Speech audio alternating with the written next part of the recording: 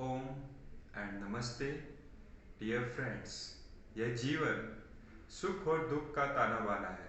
जैसे दिन और रात होती है, जैसे अंधकार और प्रकाश होता है, उसी प्रकार जीवन के अंदर जहाँ सुख है वहाँ दुख भी आता ही आता है। मगर इस दुख से कई बार व्यक्ति इतना प्रभावित हो जाता है कि वह एक मानसिक तनाव बन जाता है, और मानसिक तनाव अगर लंबे समय तक रह जाए तो मेंटल डिसऑर्डर का फॉर्म ले लेता है।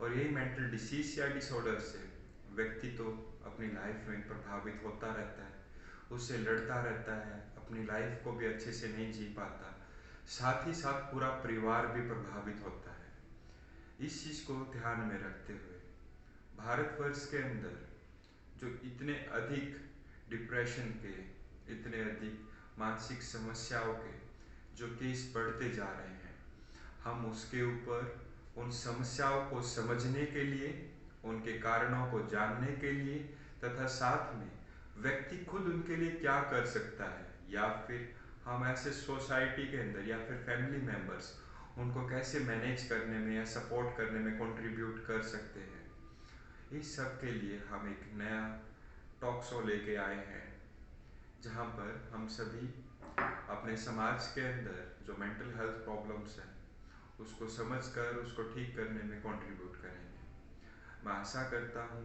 कि हमारे यह प्रैक्टिकल सॉल्यूशंस या प्रैक्टिकल टिप्स मेंटल हेल्थ के लिए या पूरा उसका ट्रीटमेंट के लिए कैसे उसको काम करना है, step by step guided process रहेगा।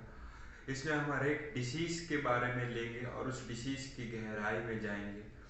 उसके लिए जो भी प्रोबेबल सॉल्यूशंस है, उन टेक्निक्स को जितना हो सके मैं अपनी तरफ से पूरा प्रयास करूँगा कि इस मीडियम के थ्रू, इस वीडियो के थ्रू मैं आप लोगों तक पहुँचाऊँ, ताकि आप स्वयं अपने खुद की मदद कर सकें, अपने खुद के जीवन को बेहतर करने के लिए एक कदम और आगे ले सकें। मैं आशा करता हूँ हमारा यह प्रयास परमात्मा की कृपा से सफल हो और आप सभी हमारे इस प्रयास में सहयोग करें। आज हम सबसे पहले बात करने जा रहे हैं एक ऐसी मेंटल हेल्थ प्रॉब्लम्स की जो कि विचारों से जुड़ी हुई है। विचार और भाव जो कि मनुष्य के, व्यक्ति को परमात्मा की सबसे बड़ी देन है। हमारी 90% एनर्जीज हमारी इसी इमेजिनेशन में और इसी थिंकिंग में वेस्ट यूज होती है। मगर कई बार क्या होता है कि यही थॉट्स बार बार रिपीटेटिव आने लग जाते हैं, और यही इमेजेस या यही पिक्चर्स, यही आइडियाज या यही सेंसेशंस जो हम बॉडी में फील कर रहे हैं इनके द्वारा, ये काफ़ी ज़्यादा हमारे कंट्रोल से बाहर हो जाती है। मैं बात करने जा रहा हूँ ऑब्सेसिव कंपल्सिव डिसऑर्डर के बारे में, ओसीडी। ओसीडी एक ऐसी समस्या है जहाँ पर व्यक्ति सफाई को लेकर, कंटेमिनेशन, जम्स के कंटेमिनेशन को लेकर, या फिर किसी चीज़ों को सिस्टमेटिक अरेंज करने को लेकर, या फिर परफेक्शन को लेकर, या फिर फॉरबिडन थॉट्स जो मन के ऊपर बहुत ज़्यादा आ रहे हैं, उन सब से बहुत ज़्यादा प्रभावित हो जाता है। यह एक ऐसी आदत है जिसको हम कई बार कह देते हैं कि वहम की भी समस्या है। मगर पहले तो कोई व्यक्ति इसको सिर्फ एक वहम कह के, एक आदत कह के छोड़ देता था, मगर यह केवल आदत ही नहीं है। आदत से यह अभी ऊपर एक रोग की तरफ चली गई है, जहाँ पर उसके मानसिक स्वास्थ्य के ऊपर, मेंटल हेल्थ के ऊपर इतना इम्पैक्ट आ चुका है कि व्यक्ति उससे खुद भी नहीं निकल सकता। उसके अंदर से जब वो विचार बार बार रिपीटेटिवली आने शुरू हो जाते हैं, चाहे वो किसी भी चीज़ को लेकर हो, वो उनको फिर कंट्रोल नहीं कर पाता, और फिर वो एक अंदर से कंपल्सन हो जाती है, अंदर से एक ड्राइविंग फोर्स है जो उसको पुल करती है ताकि वो उस एक्शन को कर सके, मगर वो उस एक्शन को भी बार बार करता रहता है। यहाँ पर व्यक्ति के अंदर समझ रहती है कि उसको क्या समस्या हो रही है, मगर उसका कंट्रोल नहीं रहता। चाहे वो हाथ धोने को हो, वो हाथ भी धोएगा तो क्या पता वो उसको 10 बार धो रहा है, 15 बार धो रहा है, या घर की सफाई को लेकर है, या फिर काउंटिंग को लेकर है, या फिर रिलीजियस थॉट्स को लेकर, या फिर सेक्सुअल थॉट्स और इमेजिनेशन को लेकर। व्यक्ति उन थॉट्स से, उन फीलिंग से बार बार प्रभावित होने लग जाता है। यह इतनी गंभीर समस्या है, मैं आपको बताना चाहूँगा कि भारतवर्ष के अंदर हर साल 10 लाख नए केसेस आ रहे हैं। खासकर इसको मैंने सबसे पहले इसलिए भी चुनाव किया है कि यह समस्या हमारी टीन एज के अंदर शुरू होने की चांसेस सबसे अधिक रहती है और फिर मिडिल अडल्ट एज तक यह ज़्यादातर बनती है। आफ्टर अडल्ट एज होने की चांसेस बहुत कम हो जाती है। मगर इस समस्या से जब कोई व्यक्ति जूझ रहा होता है तो वह अपने दिन के अंदर अपने काम को लेकर वह फोकस नहीं कर पाता। इवन जो मेंटल स्ट्रेस है, जो थॉट्स की जो गति है, जो नॉर्मल थॉट्स होते हैं एक स्वाभाविक एक सहज व्यक्ति के अंदर, वह 14 से 24 साइकिल्स पर सेकंड्स रहते हैं।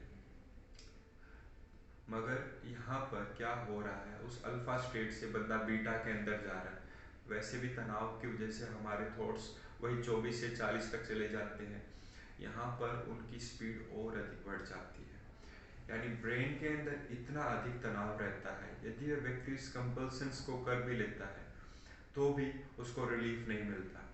कहीं ना कहीं उसके अंदर एक फियर का, एक एंजाइटी का पार्ट है जो कि उसके अंदर बार बार हर बार उन विचारों से प्रभावित हो रहा है।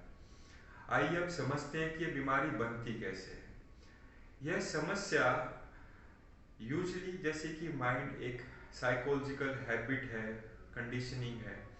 जाने अनजाने में कई बार कॉन्शियसली या अनकॉन्शियसली व्यक्ति कुछ एक्टिविटीज को करता है, मगर वो धीरे धीरे उसके एक माइंड की एक हैबिट पैटर्न्स बन जाते हैं। चाहे वो चाइल्डहुड में कोई ट्रॉमेटिक एक्सपीरियंस रहा हो या लाइफ के अंदर कई बार कोई चीज़ को लेकर पेनफुल वरी या टेंशन जिसको लेकर वो बहुत ज़्यादा सोचने लग गया है, वही हैबिट जब उसके पैटर्न बन जाती है, जिसे कहते हैं 21 दिन तक आदत, 60 दिन तक व्यवहार, 90 दिन तक स्वभाव। अब उस व्यक्ति का सोचने का अब उसका नेचर बन चुका है। जैसे हमारी भी काफ़ी सारे नेचर हैं, हम भी अपने पैटर्न से जी रहे हैं, मगर वहाँ पर उस थॉट्स को लेकर, उस परफेक्शन को लेकर, उस अरेंजमेंट को लेकर, या फिर कहें तो डाउट जो माइंड के अंदर क्रिएट हो रही है, उसमें उसके दिमाग का कंट्रोल नहीं है। और ऐसा करते हुए फिर उसकी ब्रेन की केमिस्ट्री भी धीरे धीरे चेंज होने लग जाती है। जो बायोकेमिकल न्यूरॉन्स हैं ब्रेन के अंदर, वह अफेक्ट होने लग जाते हैं और धीरे धीरे फिर उसका बॉडी माइंड दोनों ही उस समस्या को अफेक्ट करता है। यानी ब्रेन के वो हॉर्मोन्स उन थॉट्स को रिकर करते हैं, या फिर जो एनवायरनमेंट से वो थॉट्स हैं वो एक्टिव हो जाए तो फिर ब्रेन के केमिकल के सपोर्ट से वो ज़्यादा आने लग जाते हैं।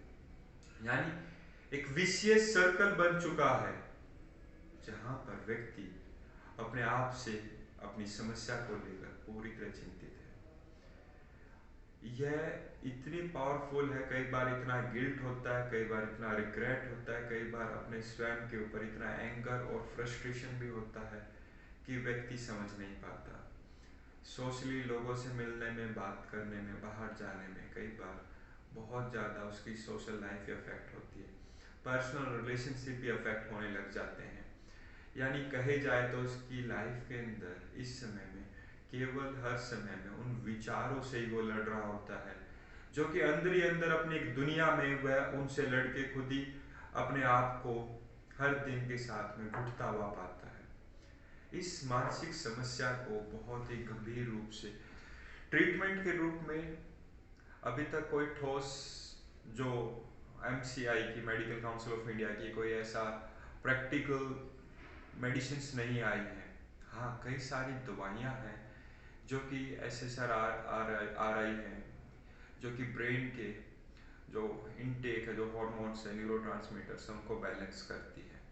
मगर चूंकि यह एक आदत भी है, माइंड की भी एक प्रोग्रामिंग भी है, तो इसके ऊपर हमें मन और शरीर दोनों के द्वारा काम किया जाता है। कई बार रिसर्च स्टडीज बताती हैं कि फैमिली के अंदर यदि किसी को इस तरह की समस्या है या और कोई मेंटल डिसऑर्डर है, तो वहाँ पर उस परिवार में, उस फैमिली के अंदर, बच्चों के अंदर, जिसको हम कह सकते हैं जेनेटिकली, उसमें होने की चांसेस भी अधिक बढ़ जाती है। तो इस समस्या के लिए अब हम बात करने जाएंगे कि इसका प्रोबेबल सॉल्यूशन क्या है। क्यों एक व्यक्ति जो इस समस्या से जूझ रहा है उसको एक प्रॉपर समाधान नहीं मिल पाता, और उसके लिए उस व्यक्ति को क्या करना चाहिए।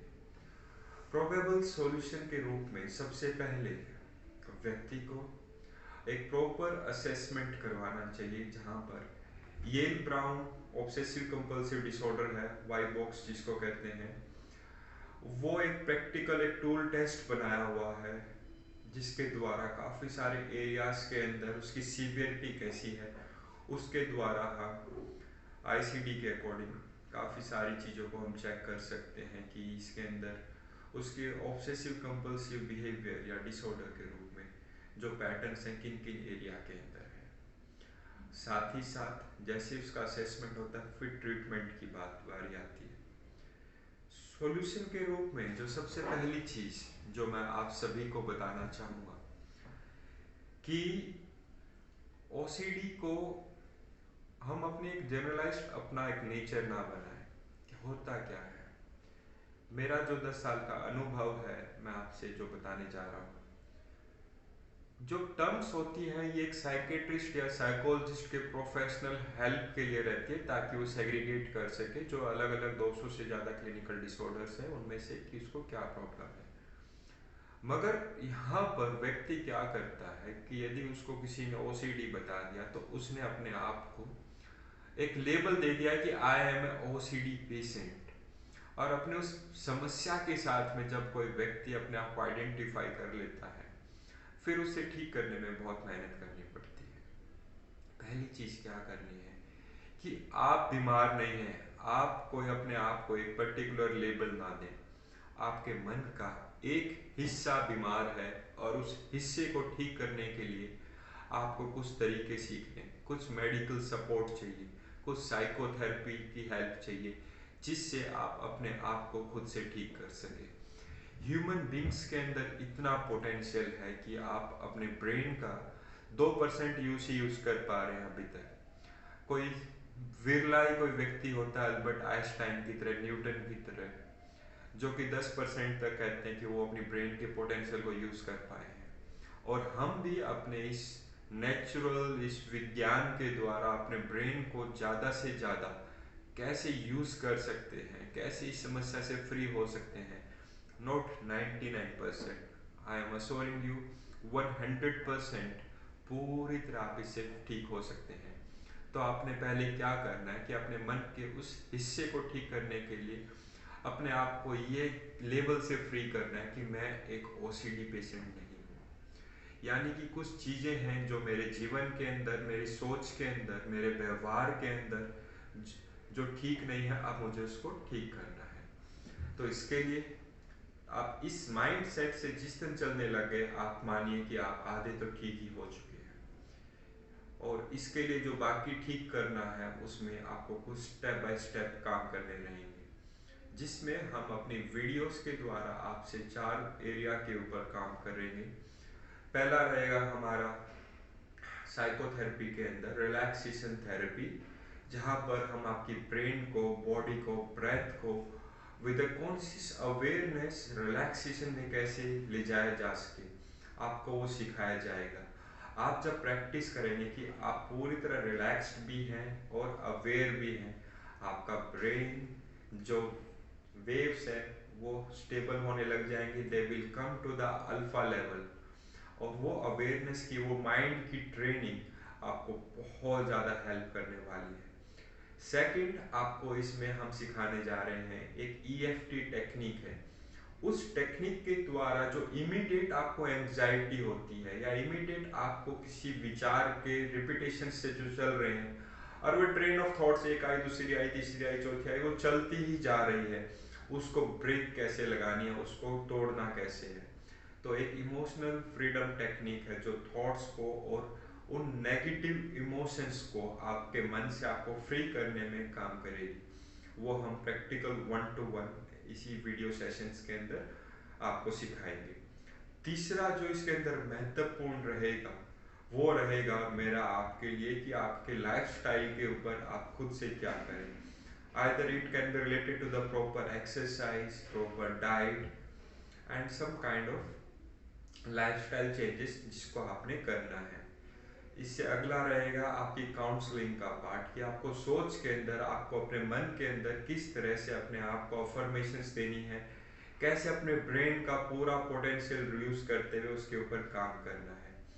Last but not the least जो है mindfulness exercise. We will teach you 3 different types of mindfulness exercise.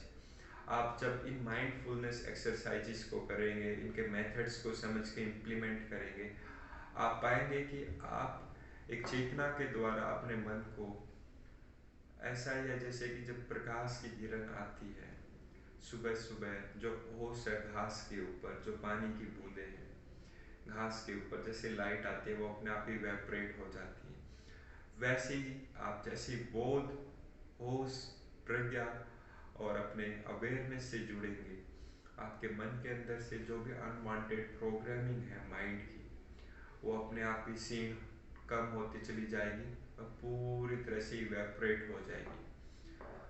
साथ ही साथ कुछ मेडिसिन का पार्ट है, हम प्रोफेशनल साइकेट्रिस्ट से उन मेडिकेशंस के भी कैसे लेनी चाहिए, क्या उनका कोर्स रहता है, क्या उनके स्टेप बाय स्टेप रहता है, वो आपको गाइड करेंगे। तो आप इस प्रॉब्लम के लिए अपने खुद के द्वारा खुद से क्या कर सकते हैं, उसके लिए हमारे अगले पार्ट को जरूर देखें। और मैं आप सभी से अनुरोध करता हूँ कि आप सभी और हम सभी की सामाजिक रिस्पॉन्सिबिलिटी है कि कोई भी यदि मेंटल प्रॉब्लम से कोई जूझ रहा है, वह केवल अकेला व्यक्ति नहीं है, उसका पूरा परिवार भी प्रभावित हो रहा है। और परिवार के साथ में हम सभी को भी समझना है कि शरीर की रिपोर्ट्स में तो कुछ नहीं आ रहा, मगर जैसे शरीर की समस्याएं होती हैं ऐसी माइंड की प्रॉब्लम्स है, जहाँ पर हमें गहराई से उसके माइंड की उस इलनेस को एक समस्या के रूप में देखते हुए उसको सॉल्यूशन की तरफ आके लेके जाना है। We don't have to label it, but we have to understand it. हमें उस व्यक्ति को समझाने की जरूरत नहीं है जो कोई मानसिक समस्या से प्रभावित है, हमें उस व्यक्ति को समझने की जरूरत है।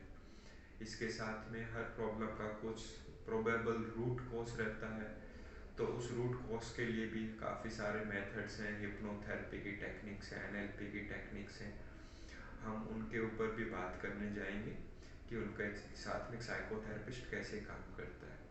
So thank you very much for listening this video. We will connect you soon in our next part of our mental health probable solutions. Thank you very much. Om and Namaste.